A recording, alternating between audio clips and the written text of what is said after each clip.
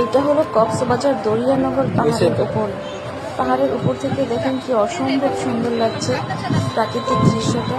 একদিকে বিশাল সাগর আর একদিকে হলো বিশাল বড় বড় পাহাড়, সবুজে অরণ্য, আরেকদিকে হলো সাগরের অথই পানি।